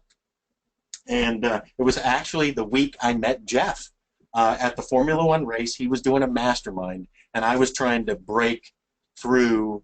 I think 2 million, a little over 2 million we were at. I was trying to bust through that. I was kind of at a plateau, trying to bust through it.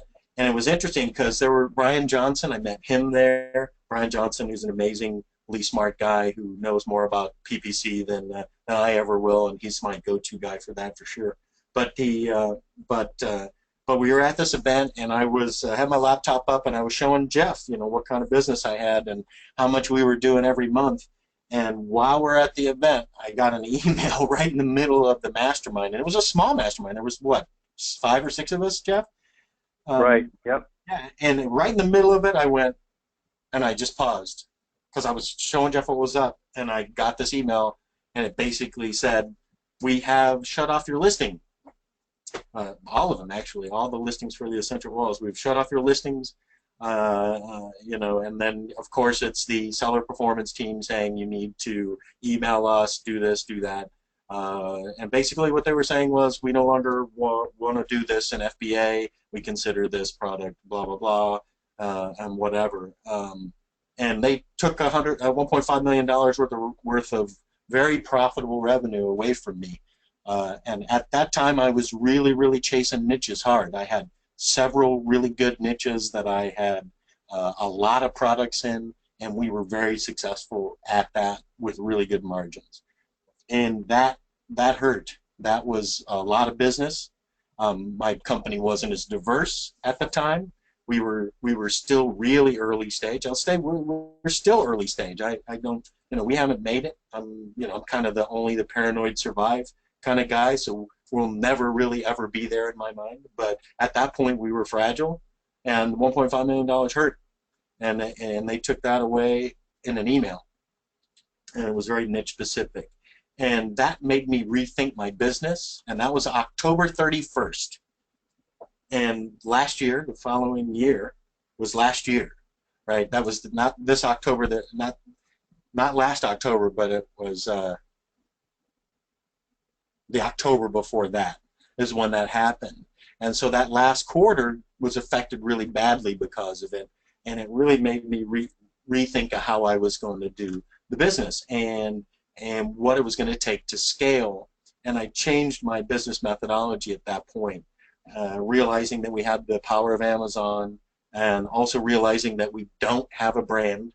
Amazon is the brand. We aren't. We're just suppliers for Amazon, and that people are buying from Amazon, and their mindset is they're buying from Amazon, is that I wasn't going to try to build these brands, these little niche brands inside Amazon anymore because of how fragile they were. I was going to diversify my business and diversify the categories, diversify the products, diversify the company in many different ways. And I've continued to diversify by creating, last year we created the FBA Prep Center based out of what we did in our warehouse here. And we built that into $1 million business within roughly 12 months. And I expect it to be probably a $3 to $5 million business by mid next year. That potentially is going to be roughly where we'll be at in that particular part of my business. And we were able to take, you know, a $3 million Amazon e-commerce business. Amazon shut off 1.5 and put us back at 1.5, and we closed out last year in e-commerce at almost $5 million. That's how focused we were, and by going after and diversifying. And instead of chasing niches, what I chased was markets. I look for products that people want to buy, and I fulfill their need. And I'm no longer, you know, I still have products that I'm passionate about, and I find that I don't do as well on those as I do by finding products that people want and just supplying them. So that's kind of been the change of focus for us for all of 2015 and into now 2016. And you guys are going to get blown away because we've got some new things coming for 2017 that are going to change the game. In many ways, we plan on shaking up the market substantially with what we're doing in addition to the eBay, Amazon, and things like that. So that's just kind of my viewpoint on going after the niches and instead focusing more on the market and what people want. If people want to buy toothpicks, and this is a famous one I use a lot, I'm going to supply them toothpicks. If people want Post-it notes, I'm going to supply them Post-it notes. No longer am I going to be chasing down the things I'm interested in, those passion items, and I'm going to try not to be too niche specific. I have a friend of mine who has 1,900 SKUs on Amazon right now. His business is his business is 35 million. At least it was. I haven't talked to him in, man, 6-7 months. I didn't even get a hold of him. But at the time, his business was $35 million. He had 1,900 SKUs, and when he showed me what his products were, I mean, he trusted me enough to open it up, and I actually saw his Amazon store, and I saw the products that he had. It blew me away because my mindset prior to seeing what he was doing was really, hey, I'm going to go into the fitness market, and I'm going to sell these fitness bands, and I'm going to make them really cool, and I'm going to make the greatest logo, and I'm going to get the greatest packaging, and it's going to be ready to go, and I'm going to make it perfect, and I'm going to do that, and I'm just going to market really good, and I'm going to chase this niche, right? And you know, you can do that, and you can do okay in that until somebody who has more money than you comes in and beats you up, or Amazon takes it away, or something else happens. And what I saw him doing made his business very not so reliant on that one single niche or that one single product, and that changed my mind, and it really helped me because he saw what I went through, and he really helped me, mentor me in a new way of thinking, and that has completely changed not only my business, but it's changed my life substantially in many, many, many ways, and I'll forever be grateful to what I was taught. And so, you know, that's kind of, you know, the same thing I'm passing on to you guys, that life-changing information. I'm giving you what's working for me. I'm helping you maybe avoid having Amazon shut off that one product that's half your business or maybe more, and putting you out of business. And hopefully I can help people through that. So definitely good questions, man. Definitely appreciate it. Absolutely. A couple people are asking, can if they source in October, can they get the products on Amazon or whatever by Christmas? Well, that is actually a great question, and I saw one of the people who had put that up there, and I kind of pinged him back. October is not my normal sourcing time because I think about that. I think about making sure I'm doing a Q4 source early enough to ensure that I can make it happen. And I changed that around a little bit. And when we had a lot of people that couldn't go in the summer or in the late part of the summer because of family and because it is summer and sometimes that's the only time you get to really do those family things, or because whatever that reason was that they were unable to make it, but they still wanted to go. This year, what I decided is that if we can go early enough in October, we can find products that fit the requirements to be able to air freight and get that product in fast enough. We've been able to get some pretty aggressive rates with some air carriers, not express shipping like DHL. That's very expensive, but air freight. That we would be able to get some of that product on air freight and get it in time to be prepped. If we were smart through our pre-webinars, and we help prepare you guys by getting your logos and talking about maybe generic logos versus item-specific logos, maybe category-specific logos instead of item-specific logos, so that way if you launch 3 or 4 or 5 products in a specific category, you can use exactly the same logo. You can see how that can be extremely efficient. And if you bring that logo with you when you come to China, you can actually give it to the supplier in their hands right there so that they can finish their product runs within 15 to 20 days. And we can get those products out by the end of October and into the U.S. Hopefully by the end of October, beginning of November, that you'll be able to take advantage of November, December, and the holiday rush actually runs into and pretty much through January. So when you look at the spike in sales, it doesn't die December 25th for the holiday season. It actually continues through into January. So that there's still a good opportunity to launch some products during a really good buying season, to get the metrics up, to get your BSR rankings up, so that you have a solid product that goes, not only gets that boost of Q4, but continues on through January. Also, we can look at, do we want something seasonal versus evergreen products? Seasonal products would be something specific to the holiday, maybe a religious item or something of that type, or looking at more of those evergreen products that could potentially sell good during the Q4 season. I probably wouldn't think that a pair of pliers would be as good as a wines kit or something like that, maybe, just coming off the top of my head with something during the holiday season, but something that's more evergreen, that can take advantage of that bump in Q4 sales for those 2.5 months or so, that we can get that product moving and get it going.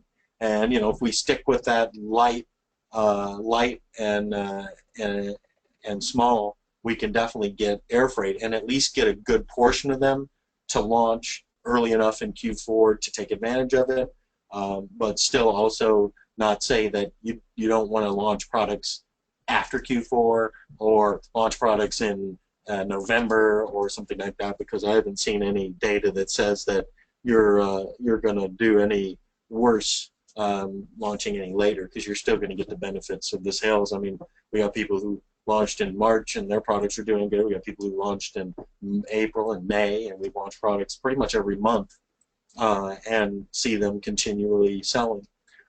So hopefully that helps it. So, but it is a focus. It is definitely something that we will be discussing.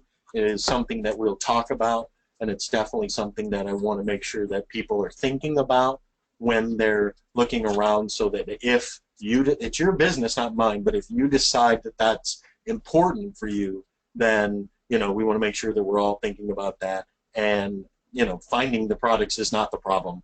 That's going to be easy. It's just making the decision. That's all you need to do. Cool. So, great question. Glad you asked. Yeah. A couple of people that I think both these people are going on a trip. They were just asking real quick, you know, kind of how long do we spend in the market, you know, each day? What is kind of like a day in the market look like, basically? 9 a.m. to 5 p.m. and through lunch. It is 9 to 5 every day. Boom. You will be in the market. You will have no shortage of time to be able to do it. The market actually closes at 5. It opens about 8, but most of the shops don't really get open until 9. It is a holiday period, but I've gone there during right before Chinese New Year, and you know, there was a small percentage of the shops that were closed. And I have talked to my partners in China and ensured that, you know, this isn't going to be a big challenge for us. They expect that, you know, a small percentage of the shops may have closed or left early for the first couple of days that we're there. But with 70,000 shops, even if they close 10,000 shops down, it's not going to affect our ability to find products at all. And they basically said it would only be the first couple of few days that we would see that by the you know, 3rd, 4th, 5th day, 6th day, that it should be just normal again and not really be any kind of a problem. And that what I find also is the first few days I'm working with you guys to go through the market, and you guys are really just starting to figure it out. And you can ask Nathan, or you can ask Inga, or you can ask Adam, or you can ask pretty much anybody who's come. Those first couple of few days, you really are. It's overwhelming. Most people are overwhelmed by the sheer size and scope and number of products. Numbers of products in this market that you can buy right then and there is in the millions. You know, it's easily close to 1 million products. I think they tout, you know, quite a bit. With 70,000 shops and hundreds of products in each shop, you can see that it's likely 700,000 plus products that you can source from or find or have the potential to source and sell. So it is not going to be a challenge. But those first few days, it really won't bother us a whole lot because you're going to be getting over the sticker shock, and we're going to be training and working through the markets together. And then by the time by the time the light bulb comes on and you go ting and you're ready to go, you'll find that, you know, Nathan actually had that same problem. And I know that about the first 2-3 days, it wasn't clicking, and I had him come with me twice just to kind of go over and make sure that he felt comfortable. And when it clicked, he was able to basically, you know, in 2 days source all of those products that he was able to purchase and is going to be launching. So this is, you know, not my first time taking people, so I've seen this multiple times, and I expect we'll probably see very similar results with you guys. So it'll be good, I promise. Awesome. I want a quick shout out to Mark.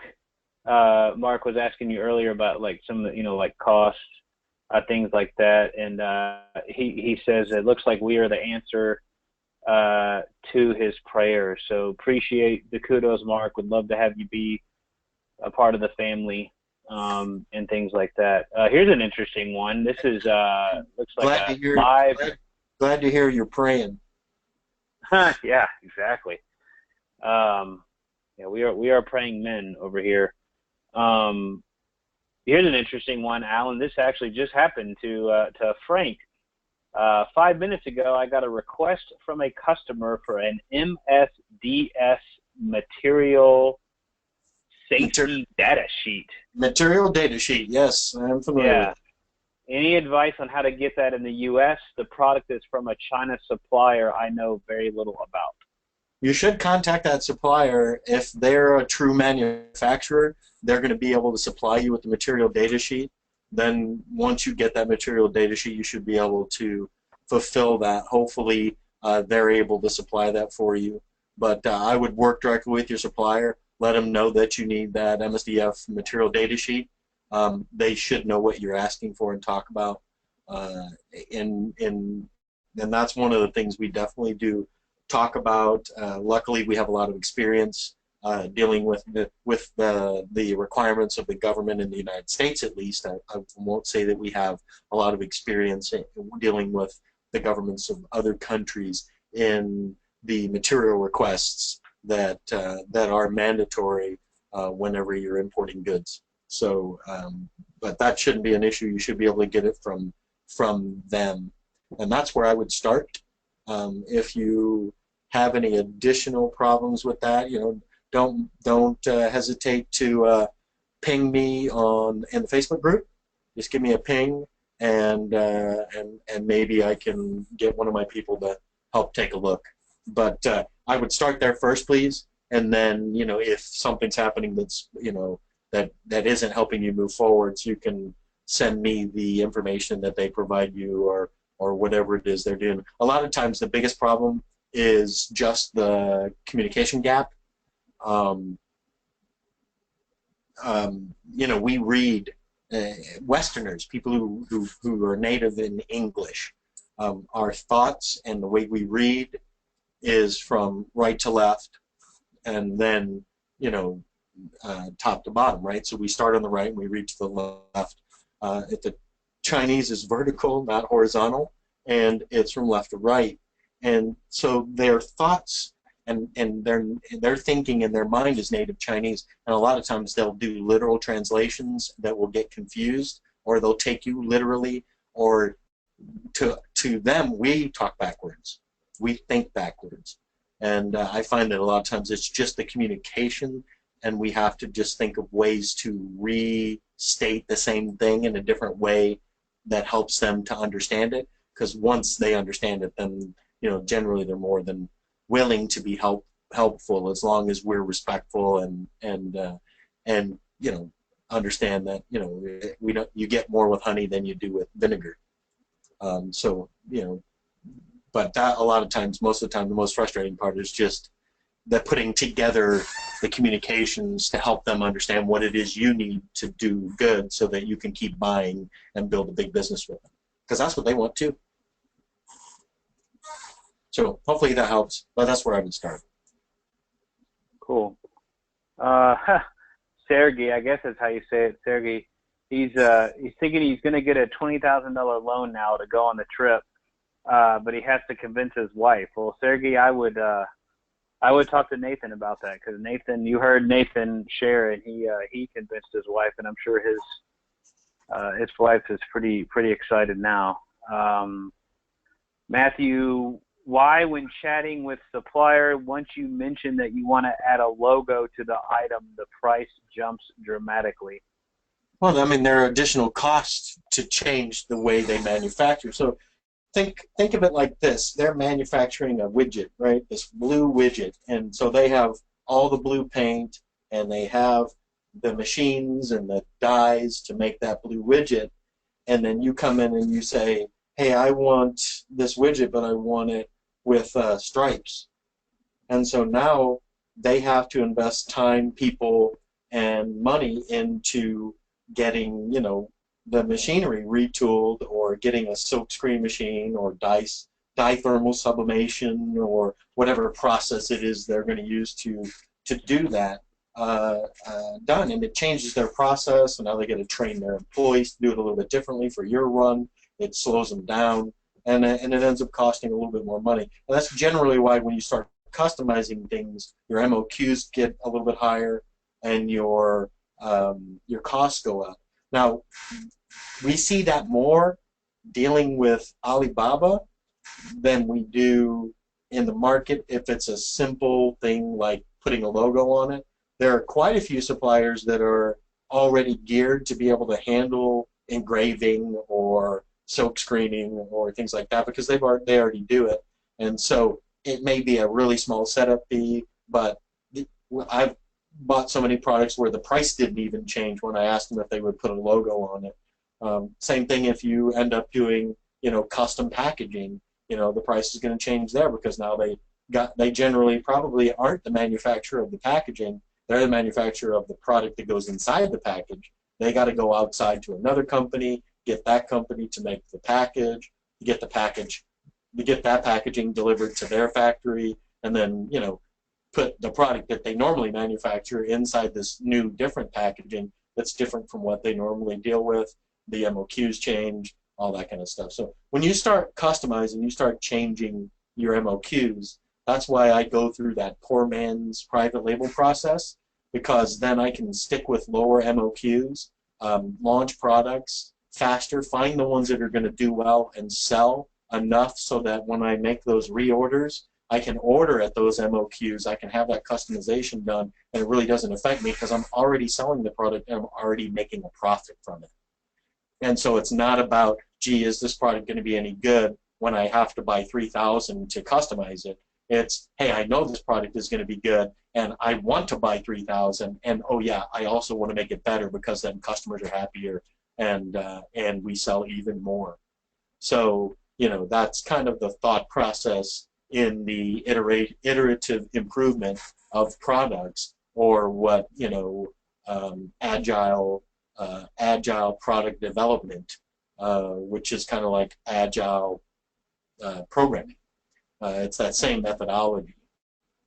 And so we're looking at ways to create, launch products, and then improve them on a regular basis. It keeps our cost to launch products lower. We can launch them faster, and we can then find the ones that do really, really well, that are going to give us those multipliers of our investment, and we can focus our money, energy, and time on those products versus trying to build one product or two products out with a larger MOQ because of the customization and stuff, and then only to find out that that wasn't the product that was going to 20x my investment. So that's the methodology, that's my thought process, and that's kind of how I've developed these product launch processes to match it, which is surprising because there was nobody else in the industry doing that that I've met. It's something that I brought with me from my decades in IT, and something that we've done, and now we're starting to see a few other people kind of take it and copy it and try to make it their own. But hey, competition is great. It keeps me on my toes, right? So anyway, hopefully that helped answer that. That was a great question, though, man. I appreciate it. Yeah. Sue, who's going on the trip, she just wanted to clarify. She had some ideas about some specific products inside a specific niche related to the boating, B-O-A-T-I-N-G, boating community. And she's getting the sense from what you said that she actually, is that really worth pursuing that specific niche? Well, I will say this, that John Rush came with us on the last trip, and when we were out and I was going through and showing him how I source, we actually went by a place, and he is an avid boater, and he found a product that he was interested in. I wouldn't say there's a whole lot of boating specifics facility stores, storefronts in the market, but there are manufacturers of just about every material type in the market. So one of the things that I don't do is I don't necessarily go looking for that product if I'm thinking there's something specific. If maybe I found something that I think has a really good market, that there's nobody else or very few other people in there, that I can take a very aggressive approach to owning that market share, or owning a giant portion of that market share. And say, for example, the product is made out of steel. Say it has to be it's stainless steel. I'll go find a company, and you'll find them in the market, that basically manufactures, and everything that they have is out of stainless steel. So it may be kitchenware in their store, and it's all stainless steel, but the manufacturer is actually a steel manufacturing company. This just happens to be the product that they're showing. And I have found that many times I can just go to them and say, you guys manufacture out of steel, I'm interested in having this product made, can you guys do it? And I haven't had one tell me no yet. I've had them look at the products. They'll send it into their engineering departments. They'll take pictures of it. You know, what I'll do is I'll bring samples. I have found that a lot of times they like pictures. They like to see it. They're really good at mimicking and copying, right? Hence the knockoffs. So that if you can show them what it is you want, it's easier for them to quote you, tell you how long it's going to be, and help you work through the process of figuring out if you can do that. Same thing with textiles, durable goods, wood products, steel, plastics, doesn't matter. You can find companies that manufacture specifically in those material types and see if they can help you manufacture another product. And I'll tell you, most of them are looking for new products that they can add to their repertoire to be able to gain market share. So they've all been very willing to look at helping out. And that's how I would approach that. You know, and you can do like Alicia did, and bring a list of 200 and see which ones you can find. You know, you may get lucky and find some of those, but I'll definitely show you how I go about doing a lot of that, and I can even show you how I approach the manufacturers or in regards to building me something custom out of the material that it should be manufactured out of. Hopefully that helps. Yes, absolutely.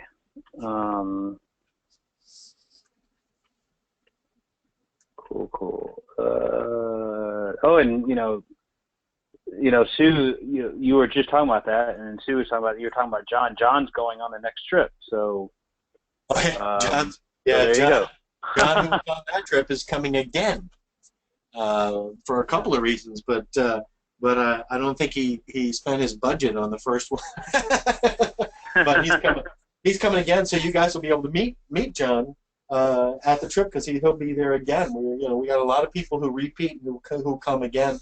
And by the way, if you come on the first one and you decide to come again, that's for ways for you to help out. And I can also offer you substantial discounts on repeating. And I think in many ways you get a lot more out of the second trip because you've already kind of gone through the process once. And so you find that you're even more efficient and more in line to be even more successful. Very few people have gone on the trip and not come out getting either the number or products that they're looking to get. I would hence to say, I'll be adamant. I'll just say it, because it's who I am. The only people who've ever not done well are the people who just didn't do it. And it could be just apprehension. It could be fear of pulling the trigger. It could be a plethora of things. I'm not going to say that I can get in everybody's mind and tell you what it is. I would say a lot of times it's fear. Fear of just making a mistake is what stops most people from doing anything substantial in their entire life. And it's because they're afraid they're going to make a mistake, and they're afraid of what people will think of them because they made a mistake. Edison failed almost 1,000 times before he perfected the light bulb. Bell failed, I don't even know how many times before the telephone worked. Henry Ford failed before he was able to perfect the production line. If you look at the super successful, if you look and see what they've gone through, they fail more times than they win, but the wins are big enough to make life-changing events. And maybe what sets me apart from other people is I'm just not afraid to fail, and I do fail. I do have dud products. I have failed in business before. I am not, it does happen. But I get up and I keep going, and I really don't care what other people think of me. It doesn't matter. I'm not here to wear a suit and be clean cut and speak perfect English and pretend to be somebody I'm not. That's not it. I will attack it. I will pound the rock every single day. And in American football, you got to have a running game, and this is something I've talked about in other webinars. You pound the rock every day, and if you can't pound the rock, if you can't run 3 or 4 yards, you definitely can't throw the 20-yarders. But it's the 3 or 4 yard running game that wins football games. And I look at business, and I look at as exactly that. It's a football game, and sometimes you get sacked behind the line, but what do? You get back up, you line up again, you change it up, and you pound the rock, right? And if you're afraid, if there's fear, if you're going to get up there and you're just going to be afraid to attack the line with those 6'10", 400-pound monsters in front of you that just want to do one thing, and that's kill you, right? You look at these guys that play football, and they are not afraid to just stick it in there and go and take the hit. And business is much like that. You can't be afraid to fail. You can't be afraid to make mistakes. But what I hope to help you guys do is make small mistakes.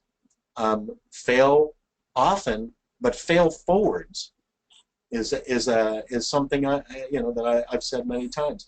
Make those failures. Diversifying your products and launching 10 products means some of them are going to fail, but that's okay. That's actually normal. And some of them are going to do really, really well. Matter of fact, what happens to me more often than not is the ones that I really don't think are going to be the greatest end up completely surprising me. And the ones that I'm really passionate about and think are going to be the best in the world are the ones that knock me down, and like those linemen. They're the ones that put me on the ground, but all I do is get back up and I just do it again every day, every single day.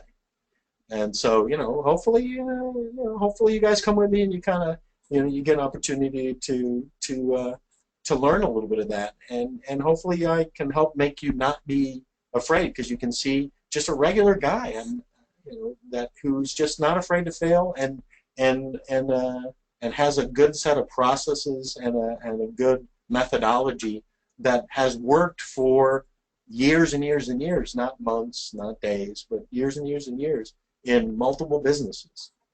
And so that's hopefully what I'm able to give you guys. But great questions. Thank you. Awesome, man. Well, that pretty much wraps it up.